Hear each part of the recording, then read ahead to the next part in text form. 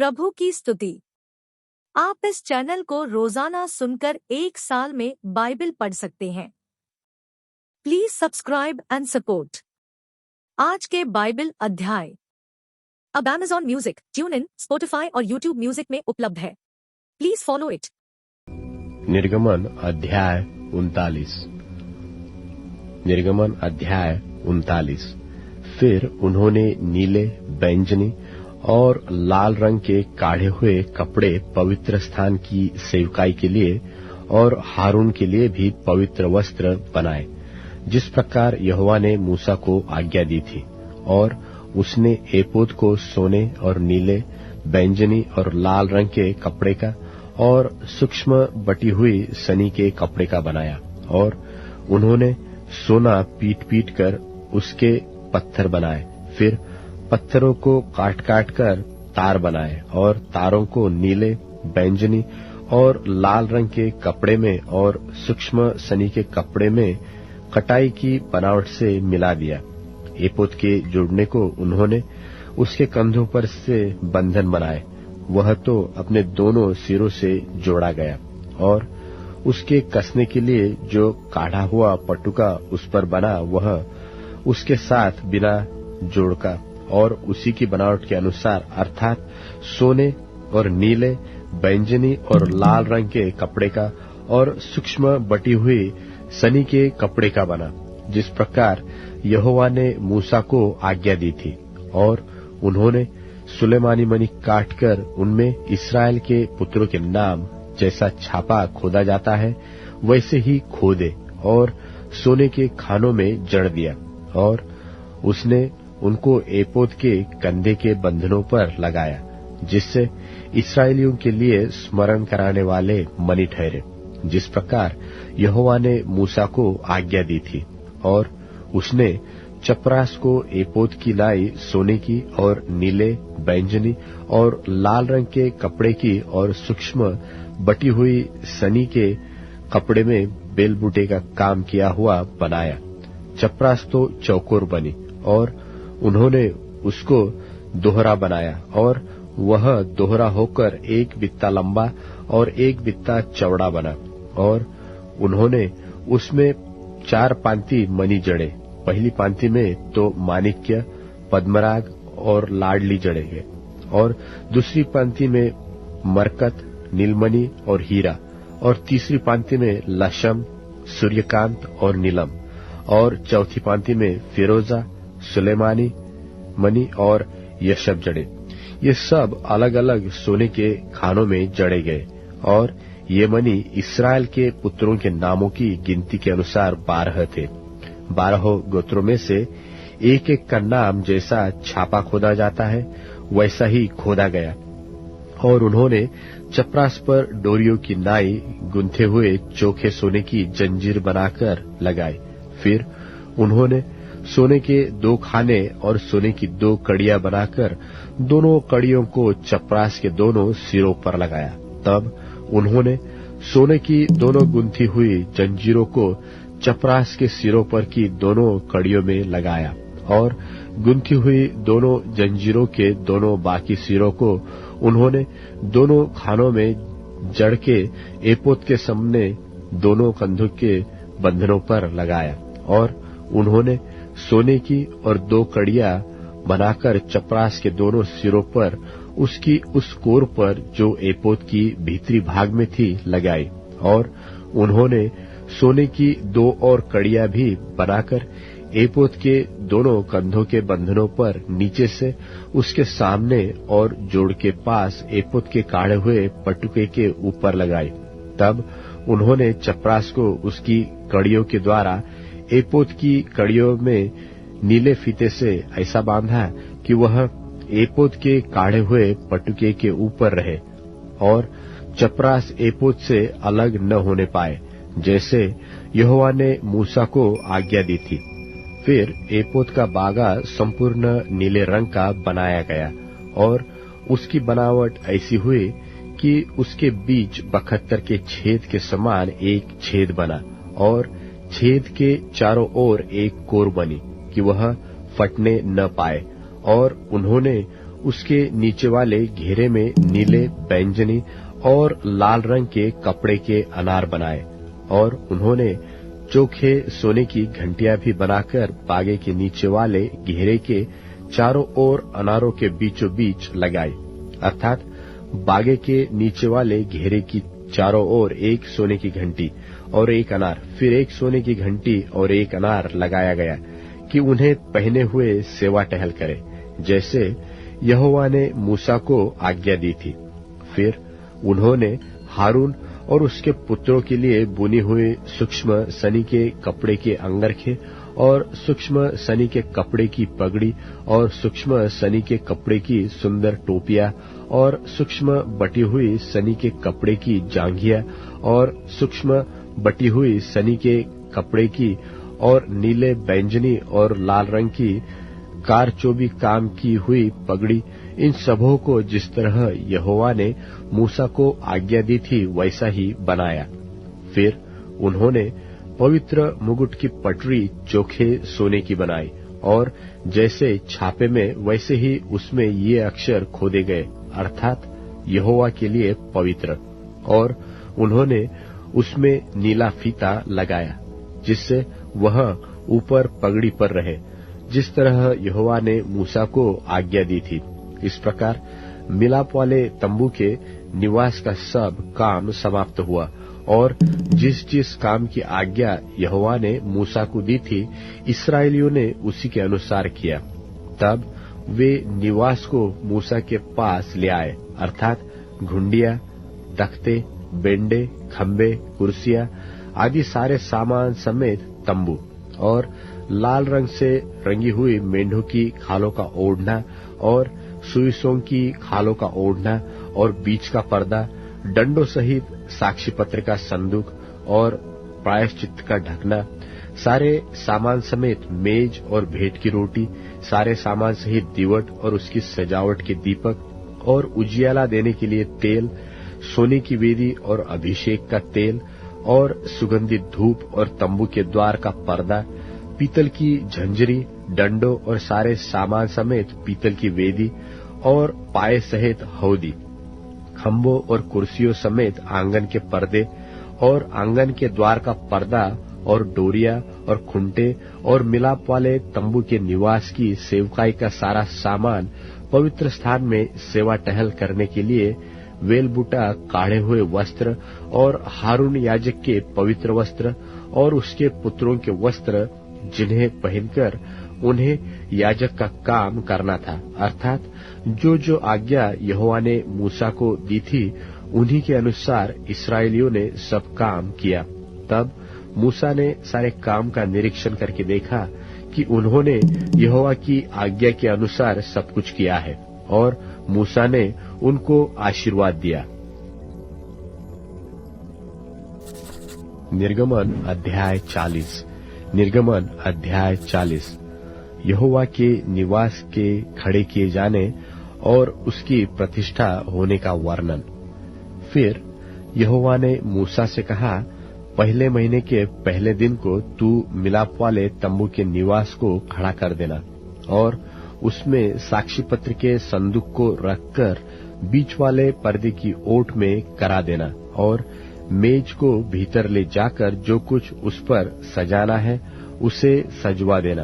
तब दीवट को भीतर ले जाकर उसके दीपकों को जला देना, और साक्षी पत्र के संदूक के सामने सोने की वेदी को जो धूप के लिए है उसे रखना, और निवास के द्वार के पर्दे को लगा देना, और मिलाप वाले तंबू के निवास के द्वार के सामने होम वेदी को रखना, और मिलाप वाले तंबू और वेदी के बीच हौदी को रख के उसमें जल भरना, और चारों ओर के आंगन की कनात को खड़ा करना, और उस आंगन के द्वार पर पर्दे को लटका देना, और अभिषेक का तेल लेकर निवास को और जो कुछ उसमें होगा सब कुछ का अभिषेक करना, और सारे सामान समेत उसको पवित्र करना, तब वह पवित्र ठहरेगा। और सब सामान समेत होम वेदी का अभिषेक करके उसको पवित्र करना, तब वह परम पवित्र ठहरेगी।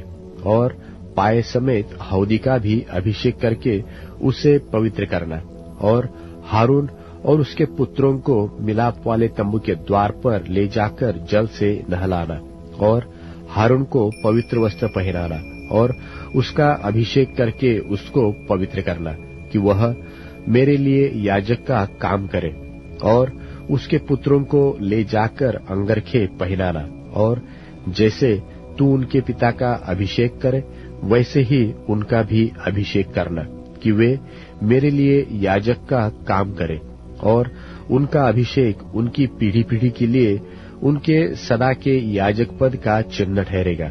और मूसा ने जो जो आज्ञा यहोवा ने उसको दी थी उसी के अनुसार किया।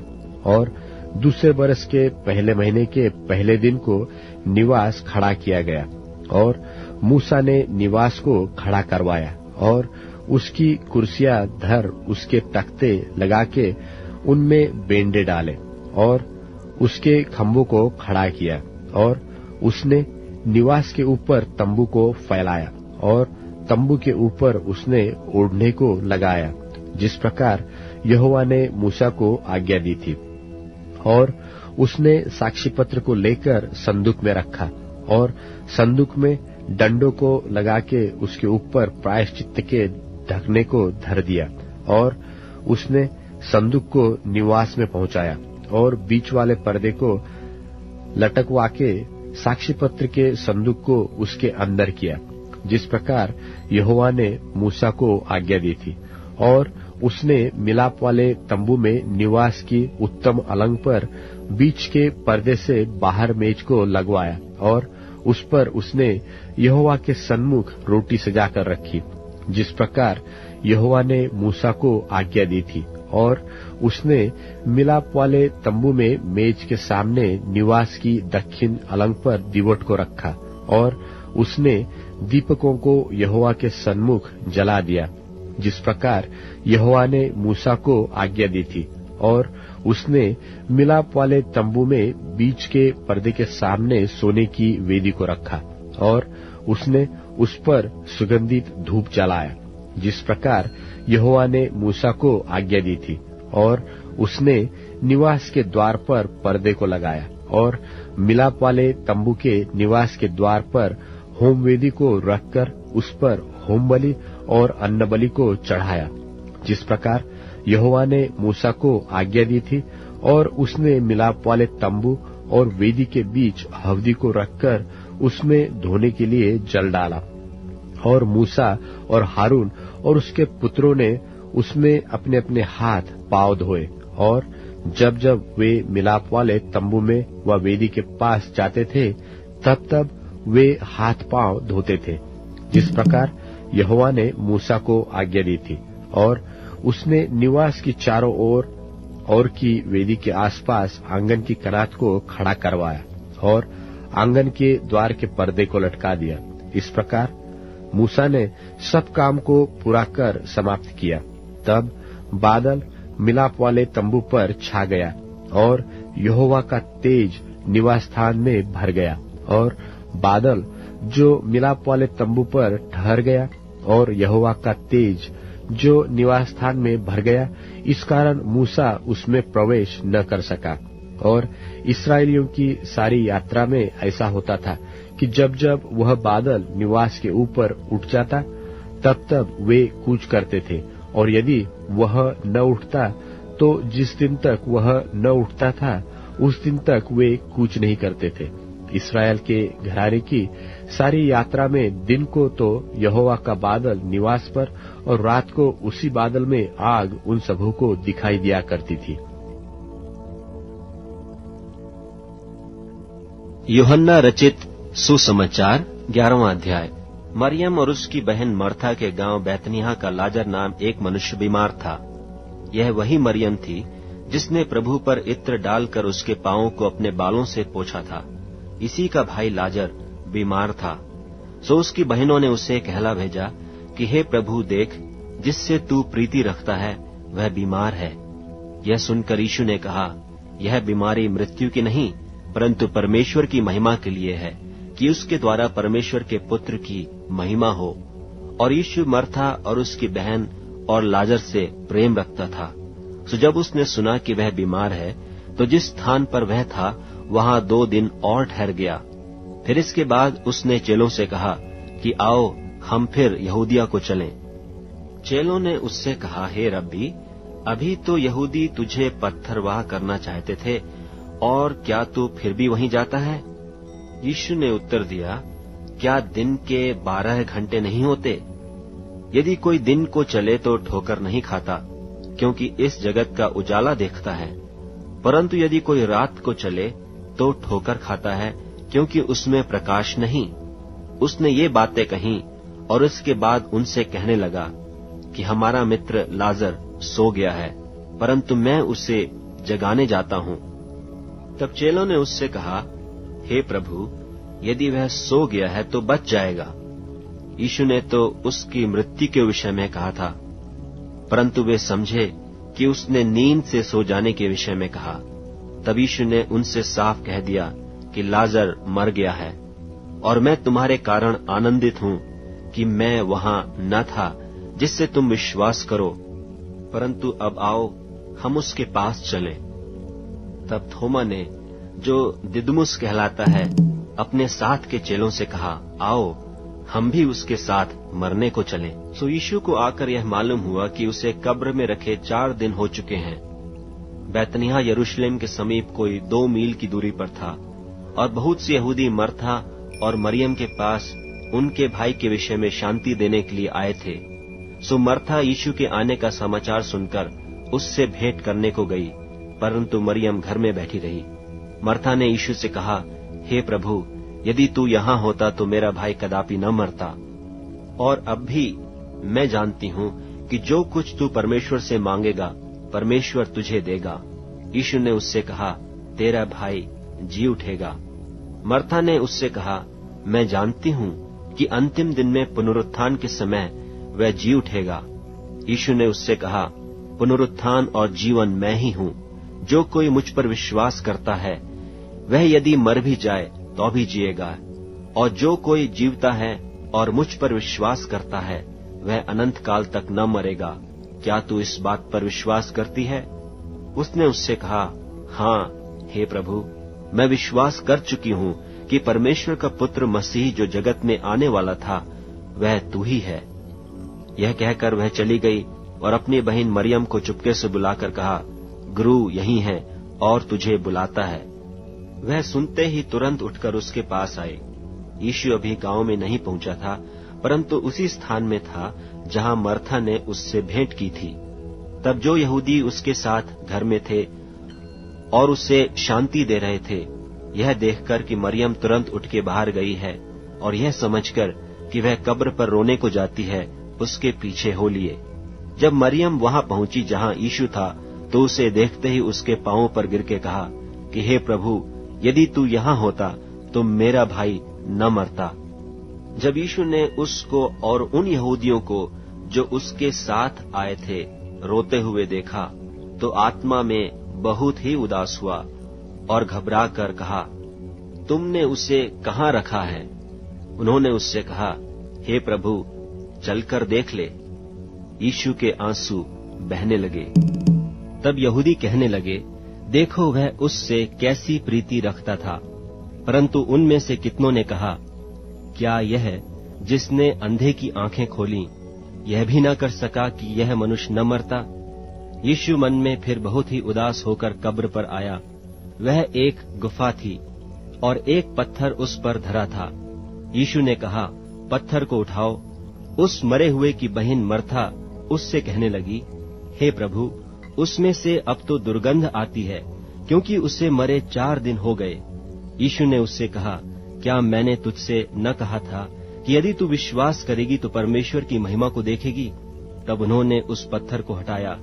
फिर यीशु ने आंखें उठाकर कहा, हे पिता, मैं तेरा धन्यवाद करता हूँ कि तूने मेरी सुन ली है, और मैं जानता था कि तू सदा मेरी सुनता है, परंतु जो भीड़ आस पास खड़ी है उनके कारण मैंने यह कहा, जिससे कि वे विश्वास करें कि तूने मुझे भेजा है। यह कहकर उसने बड़े शब्द से पुकारा कि हे लाजर, निकल आ। जो मर गया था वह कफन से हाथ पांव बंधे हुए निकल आया, और उसका मुंह अंगोछे से लिपटा हुआ था। यीशु ने उनसे कहा, उसे खोलकर जाने दो।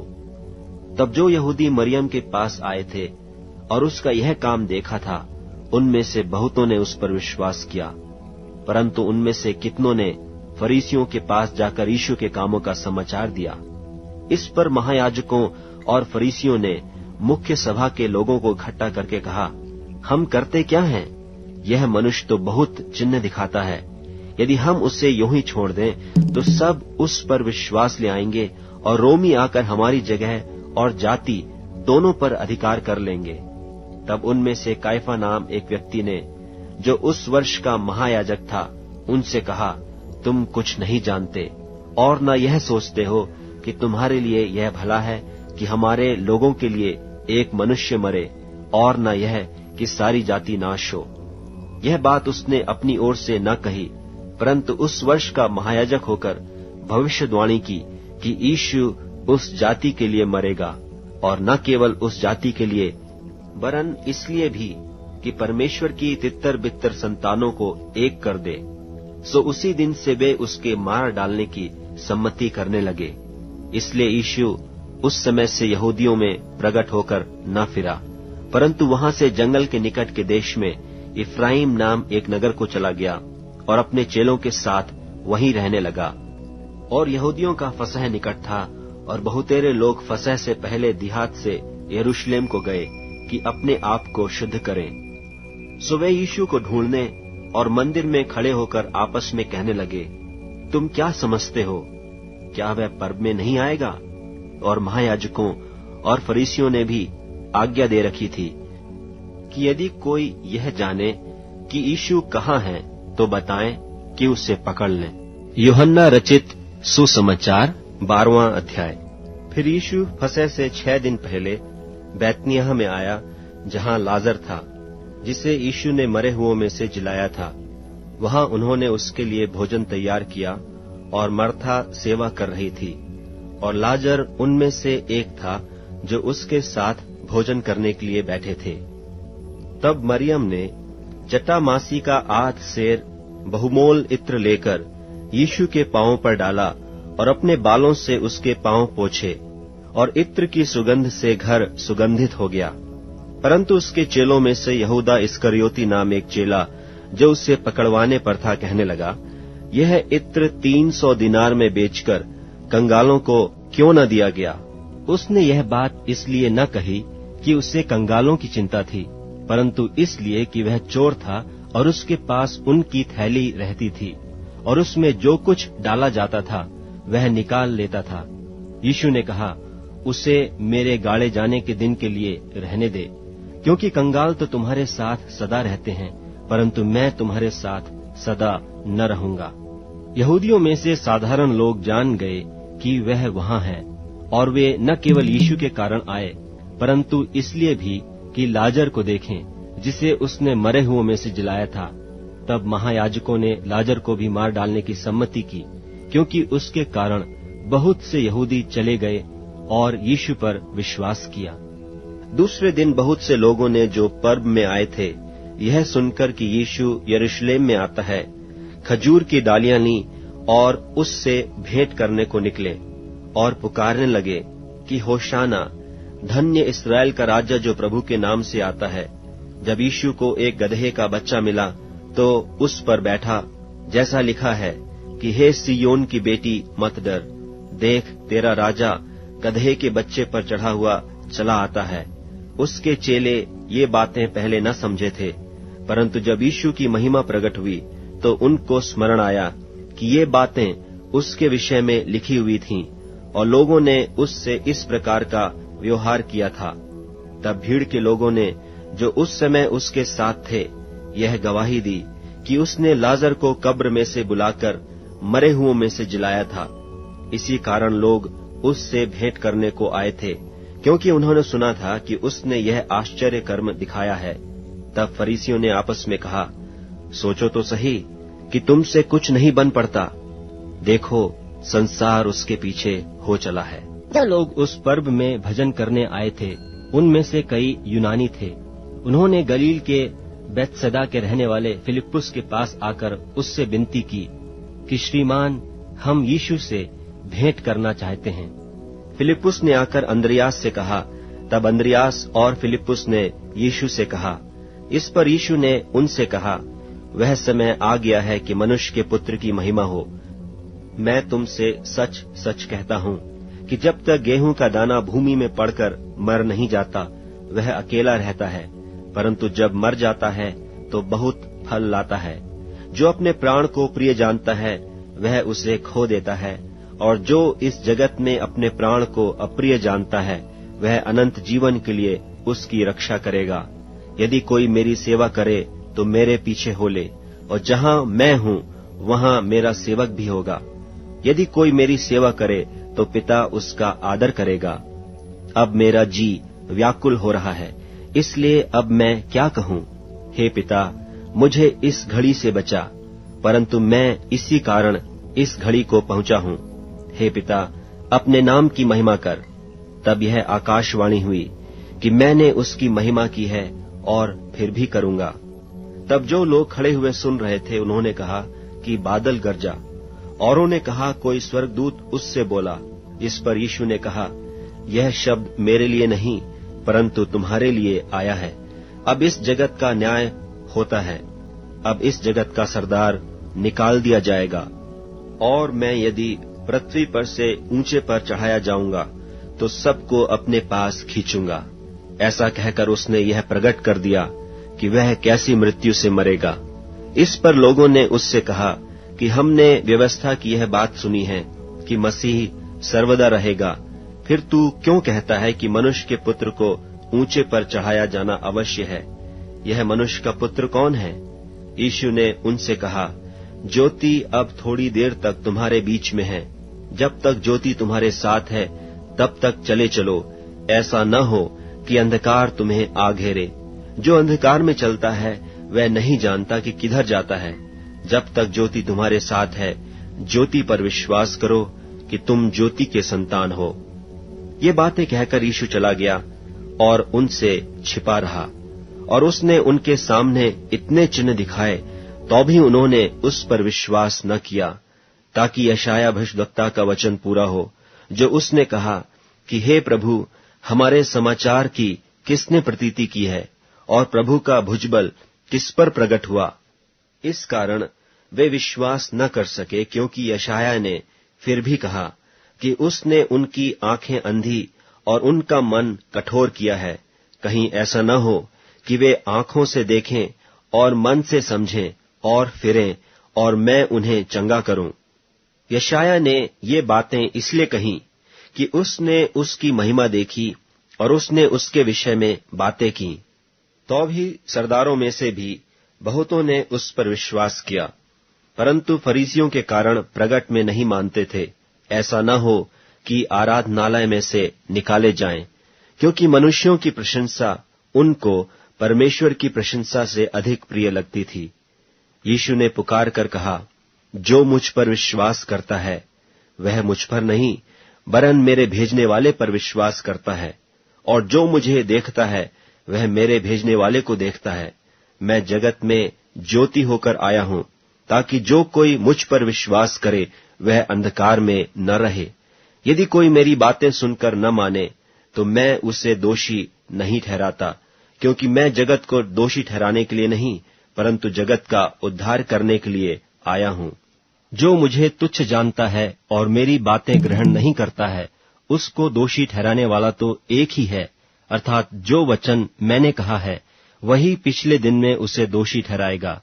क्योंकि मैंने अपनी ओर से बातें नहीं की, परंतु पिता जिसने मुझे भेजा है, उसी ने मुझे आज्ञा दी है कि क्या क्या कहूं और क्या क्या बोलूं, और मैं जानता हूं कि उसकी आज्ञा अनंत जीवन है। इसलिए मैं जो बोलता हूं, वह जैसा पिता ने मुझसे कहा है, वैसा ही बोलता हूं। भजन संहिता अध्याय 45। भजन संहिता अध्याय 45। मेरा हृदय एक सुंदर विषय की उमंग से उमड़ रहा है। जो बात मैंने राजा के विषय रची है, उसको सुनाता हूँ। मेरी जीभ निपुण लेखक की लेखनी बनी है। तू मनुष्य की संतानों में परम सुंदर है, तेरे ओठों में अनुग्रह भरा हुआ है। इसलिए परमेश्वर ने तुझे सदा के लिए आशीष दी है। हे वीर, तू अपनी तलवार को, जो तेरा विभव और प्रताप है, अपनी कटी पर बांध। सत्यता, नम्रता और धर्म के निमित्त अपने ऐश्वर्य और प्रताप पर सफलता से सवार हो। तेरा दाहिना हाथ तुझे भयानक काम सिखलाए। तेरे तीर जो तेज है, तेरे सामने देश देश के लोग गिरेंगे, राजाओं के शत्रुओं के हृदय उनसे छीदेंगे। हे परमेश्वर, तेरा सिंहासन सदा सर्वदा बना रहेगा। तेरा राजदंड न्याय का है। तूने धर्म से प्रीति और दुष्टता से बैर रखा है। इस कारण तेरे परमेश्वर ने तुझको तेरे साथियों से अधिक हर्ष के तेल से अभिषेक किया है। तेरे सारे वस्त्र गंधरस, अगर और तज से सुगंधित है। तू हाथीदांत के मंदिरों में तार वाले बाजों के कारण आनंदित हुआ है। तेरी प्रतिष्ठित स्त्रियों में राजकुमारियां भी है। तेरी दाहिनी ओर पटरानी ओपीर के कुंदन से विभूषित खड़ी है। हे राजकुमारी, सुन और कान लगाकर ध्यान दे। अपने लोगों को और अपने पिता के घर को भूल जा, और राजा तेरे रूप की चाह करेगा, क्योंकि वह तो तेरा प्रभु है। तू उसे दंडवत कर। सोर की राजकुमारी भी भेंट करने के लिए उपस्थित होगी। प्रजा के धनवान लोग तुझे प्रसन्न करने का यत्न करेंगे। राजकुमारी महल में अति शोभायमान है। उसके वस्त्र में सुनहले बूटे कढ़े हुए हैं। वह बूटेदार वस्त्र पहने हुए राजा के पास पहुंच जाएगी। जो कुमारियां उसकी सहेलियां हैं, वे उसके पीछे पीछे चलती हुई तेरे पास पहुंचाई जाएगी। वे आनंद और मगन होकर पहुंचाई जाएगी, और वे राजा के महल में प्रवेश करेगी। तेरे पितरों के स्थान पर तेरे पुत्र होंगे, जिनको तू सारी पृथ्वी पर हाकिम ठहराएगा। मैं ऐसा करूंगा कि तेरा नाम की चर्चा पीढ़ी से पीढ़ी तक होती रहेगी। इस कारण देश देश के लोग सदा सर्वदा तेरा धन्यवाद करते रहेंगे।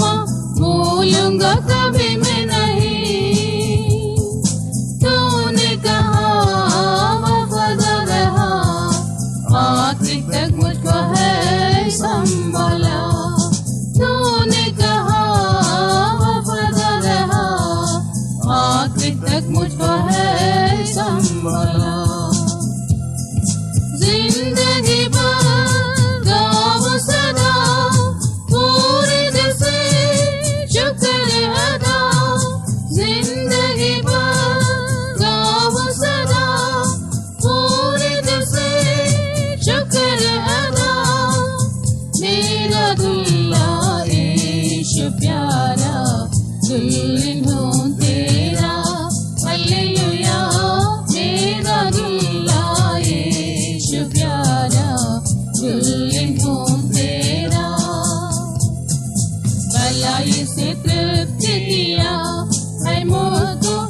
खुशी से भरा जान को, भलाई से तृप्त किया है मुझको, खुशी से भरा जान को। शैतान को नाश किया, दैवन से भटकर दे दिया। शैतान को नाश किया, दैवन से भटकर दे दिया। अब Amazon Music, TuneIn, Spotify और YouTube Music में उपलब्ध है। Please follow it.